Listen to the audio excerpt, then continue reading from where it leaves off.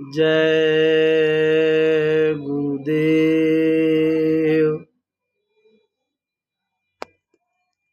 प्रेमी भाइयों बहनों, ये संसार परिवर्तनशील है और संसार में जितनी वस्तुएं हैं, चाहे वो जड़ हो चाहे चेतन के साथ हो, सभी परिवर्तनशील है। परिवर्तन सब में समाया हुआ है। कोई परिवर्तन आगे होता है, यानी कोई पहले होता है, कोई बाद में होता है। किसी के साथ कुछ परिवर्तन होता है, किसी के साथ कुछ परिवर्तन होता है, लेकिन परिवर्तन का होना स्वाभाविक है, क्योंकि प्रकृति परिवर्तनशील है ना। तो परिवर्तन होना एक आवश्यक विधा है, एक कानून हो गया। इसी तरीके से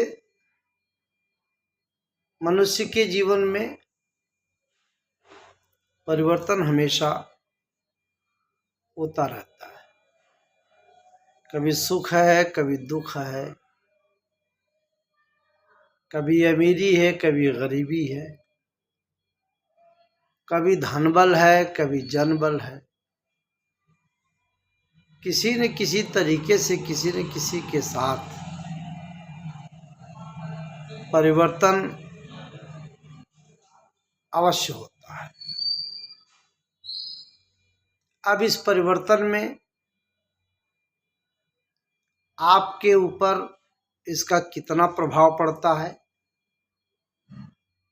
इस परिवर्तन से आपको लाभ भी हो सकता है, हानि भी हो सकती है। तो लाभ और हानि में आप किस प्रकार से संयम अपना रखेंगे, किस तरीके से धैर्य को धारण करेंगे, कितना आपका आत्मबल मजबूत होता है, यह परिवर्तन के प्रतिफल का जो मूल है वह इस पर निर्भर करता है कि आप कितने धैर्यवान हैं। उतार चढ़ाव लगातार जीवन में बहुत बार आदमी देखता है।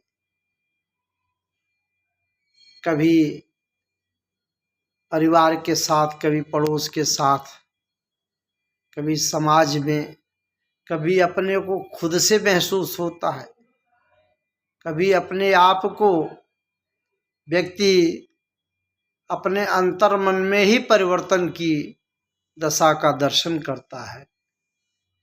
कभी वैराग्य होता है, कभी दुनिया की तरफ, चकाचौंध की तरफ, कभी भौतिकता को प्राप्त करने के लिए, कभी कभी जब उसको माया का झकझोर, दुनिया, नाशवान दुनिया का चपेटा जब लगता है तो आध्यात्मिकता की तरफ चला जाता है। एक अलग परिवर्तन वो होता है। तो इसमें मनुष्य को अपने आत्मबल पर, अपने विद्वता पर, अपने विवेक पर, अपने पराक्रम पर और अपने भाग्य पर, प्रारब्ध पर व्यक्ति को भरोसा करना चाहिए।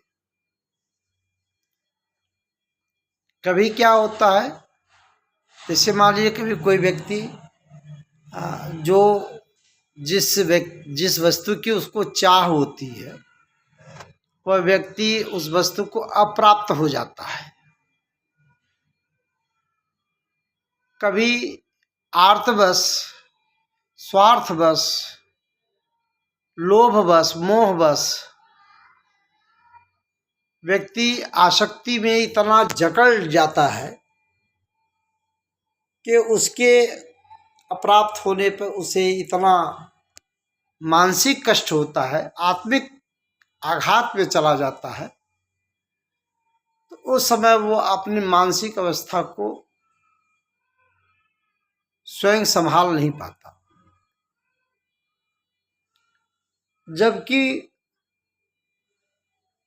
थोड़ा सा अगर उसे दुनिया की विद्या से हट करके भौतिक के संपदाओं से हट करके थोड़ा अध्यात्म की तरफ अगर बढ़ता है, जो शाश्वत है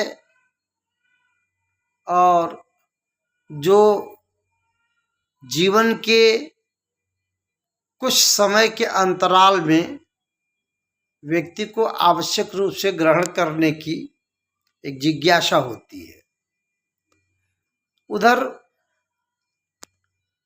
अध्यात्मवाद की बात होती है, तो उसमें थोड़ा उसको अपने परिवर्तनशील जो उसका समय है उसके दुष्परिणामों से बचने का एक सरल उपाय उसे मिल सकता है। जैसे किसी कार्य को करते हुए व्यक्ति अपनी चरम सीमा पर पहुंच गया हो, किसी कार्य के प्रतिफल का उसे 100% संभावना दिखाई देती हो और उसको वो शून्यता में चला जाए, उसका प्रतिफल शून्यता की ओर चला जाए, उसको कुछ न प्राप्त हो, तो व्यक्ति या तो परमात्मा को या तो अपनी अक्षमता पर क्रोध करता है, सोचता है, पश्चाताप करता है। परंतु सदग्रंथों को उठा करके देखे, सत्पुरुषों की वाणियों को देखे, सद्गुरुओं के वचन को देखे, अपने जो धर्म ग्रंथ हैं उनको उठा करके देखे, आत्मा और परमात्मा का चिंतन विश्लेषण संबोधन करके देखे, तो उसे अस्पष्टता की ओर समय परिवर्तित करके ले जाएगा और उसे बाध्य कर देगा कि जो प्रारब्ध में है, जो आपकी तकदीर नसीब में है, वही आपको प्राप्त होगा और अवश्य मिलेगा। केवल आपको कर्म करने की आवश्यकता है और कर्म करने की जो स्वतंत्रता है, आज़ादी है, वो इसी मनुष्य शरीर में है जो 5 तत्व का है। ये सोच समझ करके,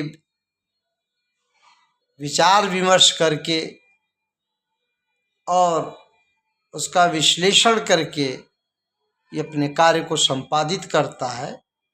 इसलिए आवश्यकता इस बात की है कि वह अपने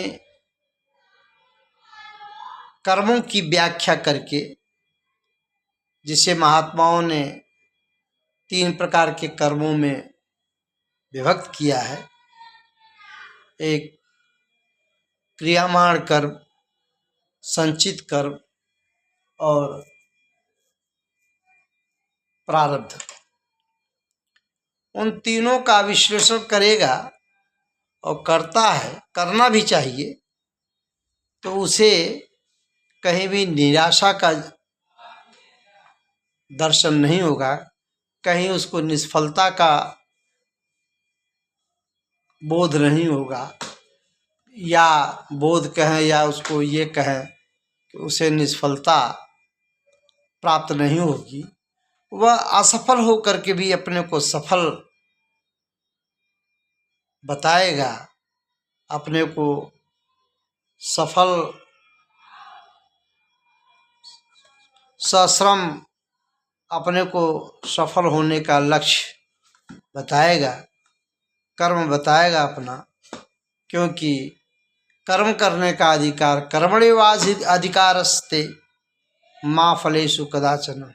कर्म करने का अधिकार है, फल देने का अधिकार जो ऊपर बैठा है, सबका मालिक एक है, जो सारी सृष्टि को चला रहा है, जो सबके सुख का, दुख का, अमीरी का, गरीबी का, पढ़ाई का, लिखाई का, विद्या का, व्यापार का, जो सबका चिंतन करता है, राम झरोखे बैठकर सबका मोजरा ले, जिसकी जैसी चाकरी उसको वैसा दे। जो ये करता है वह अपने अधिकार में, अपने अधिकार से वह परिणाम घोषित करता है। इसलिए व्यक्ति यदि अपने विवेकपूर्ण और धैर्यपूर्ण अपने को एहसास करे तो परमात्मा के ऊपर अपने सारे कार्यों को छोड़ दे और उसके द्वारा जो हमको फल की प्राप्ति होती है उस पर हमारी संतुष्टि हो, हमको संतोष हो, हम उसको सानंद ग्रहण करें तो अपने जीवन में बहुत सारी मानसिक कठिनाइयों से, जिससे हम असफल होकर के गुजरते हैं, उससे हम बच सकते हैं और हमारे जीवन में कभी निराशा नहीं दिखाई देगी। आशा ही जीवन है। आशा और उम्मीद पर हम अपने जीवन को ले चलेंगे और इस परिवर्तनशील दुनिया में जो परिवर्तनशील का क्रम है, जो परिवर्तन का जो चक्र है जीवन में जो चलता है, वह अपने गति से चलता रहेगा और हम अपनी मति से अपना कार्य करते रहेंगे तो परमात्मा परिणाम देगा, हमको फल की प्राप्ति होगी, वह हमारे लिए हितकर होगी, हमारे लिए भलाई के लिए, अच्छाई के लिए होगी। क्योंकि वह जो करता है ऊपर वाला वह निस्वार्थ करता है। उसके अंदर किसी भी प्रकार का, किसी भी तरह का कोई इस तरीके का व्यवधान या संविधान नहीं है कि किसके साथ कितना करना है। वह न्यायी है, वह सर्वव्यापी है, वह सबको देखता है और वो सबका निर्णय करता है और उसी के निर्णय को मानने में हमारा और आपका जीवन सफल है और सकुशल है।